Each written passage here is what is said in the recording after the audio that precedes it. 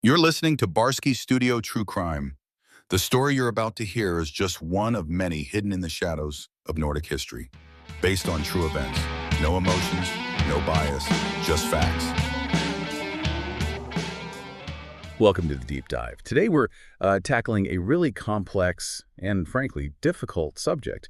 We're looking into the history of the Lillehammer community in Norway. That's right. Primarily focusing on the Tysfjord area, which, is mostly part of Hemmery municipality now. And our goal here is to really unpack what the sources tell us about their journey after World War II. It's a story marked by state assimilation, forced relocation, and eventually the really harrowing revelation of the Tysfjord sexual abuse cases. Yeah, it's very much a story of what some sources call defeats and victories, nederlag og seier. We're tracing how these external pressures, the Norwegian state's policies, particularly Norwegianization, Right. how those pressures combine with internal community dynamics, and how this mix led to, profound long-term consequences, really destabilizing the community in many ways. That sets the stage powerfully. So to get to the root of the later crisis, we really have to go back, understand that relationship between the Lillehammer and the Norwegian authorities. The sources point to this deep mistrust, right, established way before the post-war era we're focusing on. Oh, absolutely. It was, you could say, baked in through experiences that felt like institutional contempt. We probably have to start with the so-called skull measurements. Yes, this was what, early 20th century? Exactly. Conducted by physical anthropologists Alette and Christian Schreiner in 1914 and again in 1921. And this was peak race science phrenology. Yeah. That whole discredited idea about skull shape determining character. Precisely. Their stated goal was finding specific racial characteristics. But for the Lillehammer people involved, what did it actually feel like? I can only imagine. Well, the sources describe it as profoundly dehumanizing. They examined 210 Lillehammer individuals, and for each person, they took up to, I think, 28 different measurements. 28 measurements. Yeah. And the community didn't see this as neutral science. It was perceived as terrifying, really intrusive, and, the researchers' own attitudes are quite revealing. There's a quote from Alette Schreiner describing the Lillehammer as primitive people who were mostly reluctant to undergo an exact examination. Wow. That quote really says it all, doesn't it? It frames them as unwilling subjects, almost like objects, reinforcing this idea that their identity was somehow flawed or inferior in the eyes of the state, or at least its representatives. Exactly. It set a terrible precedent. And that fear, that feeling of being held in contempt, it was cemented by something else right after World War II, an act of what felt like real betrayal. You're talking about the border pilots. Yes, the Sami border pilots. Okay, now these individuals were actually heroes during the war, weren't they? Guiding refugees across to Sweden, risking their lives. That's the incredible irony. They saved huge numbers of people, often using extensive family networks, taking enormous risks. But when the war ended, what was their reward? Suspicion. Suspicion. But why? They were accused of treason, publicly prosecuted, actually. The allegations were things like taking unreasonable payment, exploiting the refugees they were helping. So the very authorities they'd risked everything for turned around and treated them like criminals. That's exactly how it was perceived. Now, the charges were eventually dropped in 1948, but the psychological damage was done.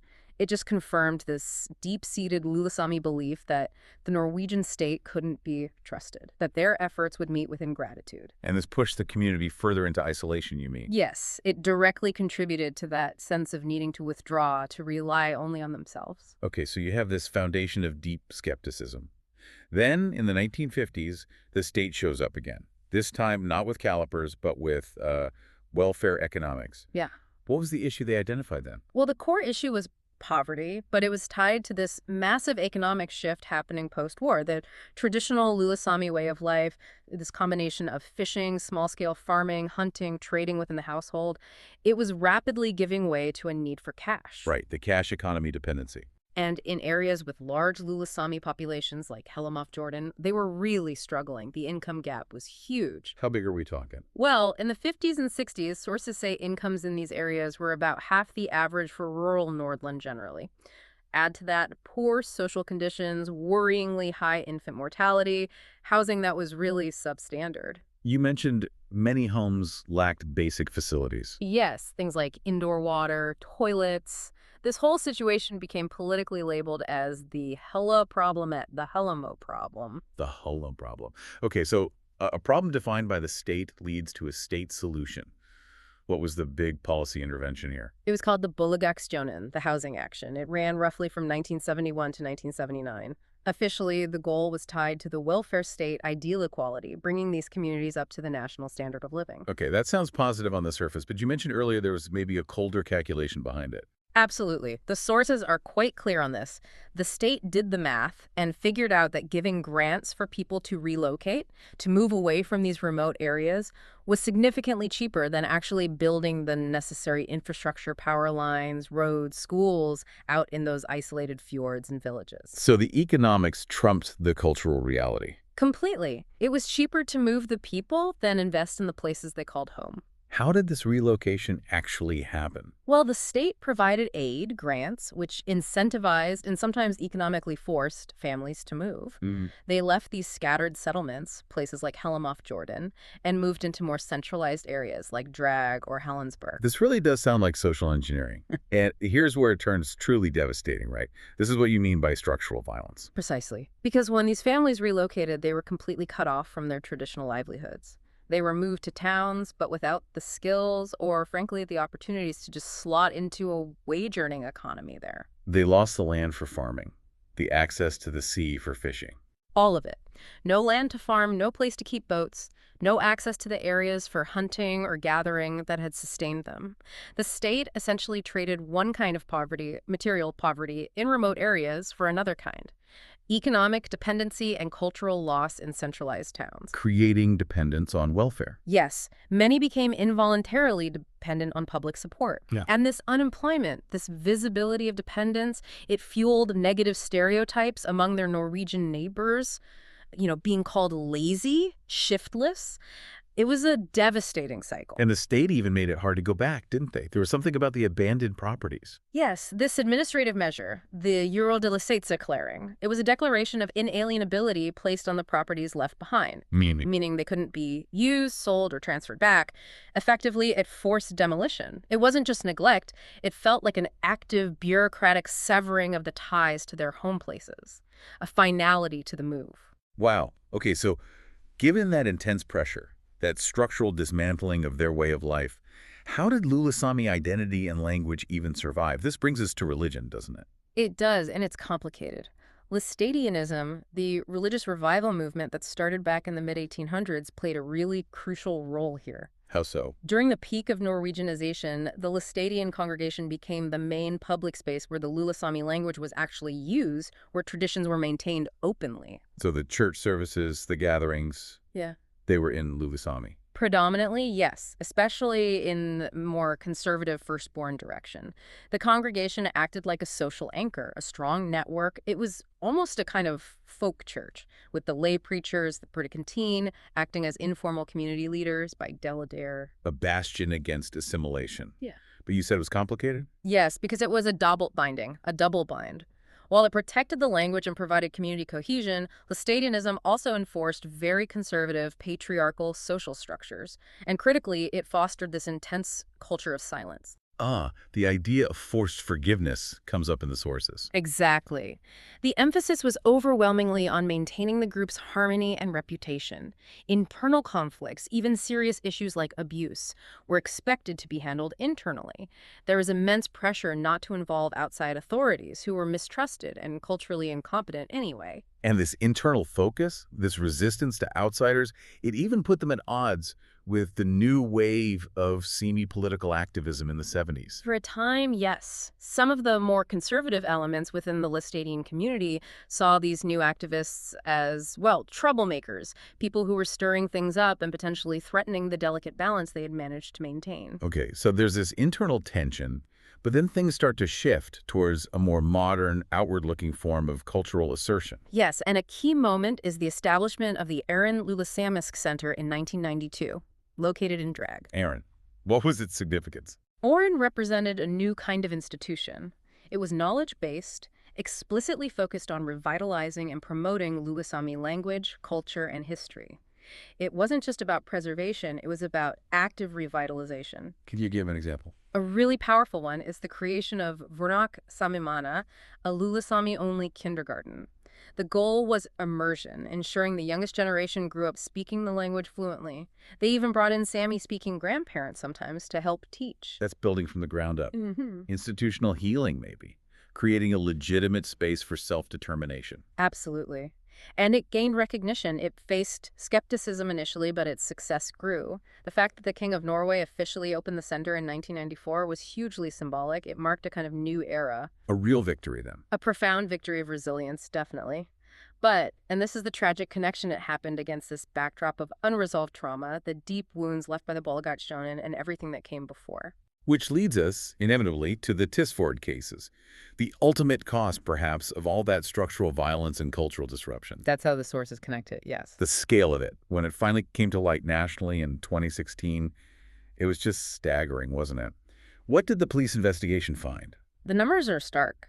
The police identified 151 cases linked to the Tysfjord area, stretching back over 50 years. They identified 82 victims, mostly female, but 13 males too, and 92 suspects, overwhelmingly male. And these weren't random attacks. No. In most cases, the victim and perpetrator were closely related. Many were members of the Lulasami community, often within the Laecitian congregation context, though it's important, as the sources note, that around 30% of the victims were non-Sami. Right, and a key heartbreaking finding was how many reported cases couldn't be prosecuted. Yes, over 70% were dropped, mostly because the statute of limitations had expired. It just shows how long this abuse had remained hidden, protected by silence. There was official acknowledgement later, wasn't there? The journalists won awards, the police apologized for past failings. Yes, there was acknowledgement of the journalistic work and the systemic failures, but the sources really push us to look deeper than just the legal findings. They argue this wasn't just a series of individual crimes, it was a symptom of a society profoundly damaged. Damaged by what specifically? By that norm dissolution, the breakdown of trust, the loss of personal integrity that followed the forced centralization, the economic despair, the cultural shame imposed by the Bolgatsjonen. The structural violence created fertile ground for personal trauma. So the loss of livelihood, the stigma, the feeling of powerlessness. Yeah. It created an environment where trauma could be passed down. Exactly. Generational trauma. The sources even use a term like overgrepskeri or abuse careers, suggesting this horrific cycle where victimization could, in some cases, lead to perpetration. And the specific cultural context, the Laecitian influence, played a role too. You mentioned Burgett earlier. How did that concept contribute to the silence? Burgett is this deep cultural value, meaning to manage, to cope, to be strong. You're expected to endure hardship without complaint. Combine that with the Laecitian emphasis on loyalty, protecting the family and community reputation, and avoiding shame. It created immense pressure not to speak out. Overwhelming pressure. Reporting abuse would be seen as a failure of Burgett, a betrayal of the collective. It risked social ostracism, becoming an outcast. And not just from the community, but also facing the authorities, right? The double humiliation. Precisely. Victims feared not only being shamed or disbelieved within their own community, but also facing Norwegian authorities. Police, social services who historically lacked cultural understanding, didn't speak the language, and were part of the system that inflicted the original trauma. The system failed them repeatedly. The Tysfjord cases really exposed massive gaps in the support system's ability to offer culturally sensitive help, didn't they? Huge gaps. A failure to grasp the historical context, the deep-seated mistrust, the specific cultural factors that kept victims silent for so long. So this deep dive, it really lays bare this stark tension, this duality in the Lulasami story. On one hand, incredible resilience, the capacity for renewal shown by Oran. Real victories. But on the other hand, this profound vulnerability stemming from generations of these historical wounds, the skull measurements, the border pilot's betrayal, the sheer destructiveness of the Bolgatsjonen. The resilience is undeniable, though. Drag, or Adjokta in Lulasami, is still the largest Sami community in Norway outside of Finnmark. That points to a future.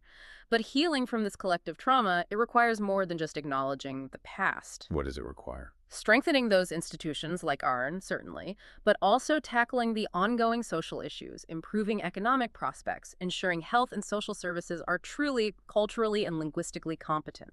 And importantly, supporting the surrounding Sea-Sami and Pite-Sami communities, too, because their histories are deeply interwoven with this. It really underscores that the official records, the police reports, the court cases, they tell part of the story, the legal part. but they barely scratch the surface of the deep social drama, the human cost. No, they really don't. Which brings us to that final thought, something to really consider. What more needs to be done? What kind of research may be led by the community itself, using methods that respect Indigenous knowledge, and what further actions are needed to truly help heal these wounds, to ensure that the next generation of Lula Sami doesn't keep paying the price for these historical defeats that were so often orchestrated from the outside? Thank you for listening to Barske Studio True Crime. The story you've heard is just one of many hidden in the shadows of Nordic history. We release new episodes every week, exploring fresh true stories, from haunting mysteries to chilling crimes. Subscribe and join us next week as we uncover another untold truth. This was Barske Studio True Crime, told by AI with no emotion and no filter.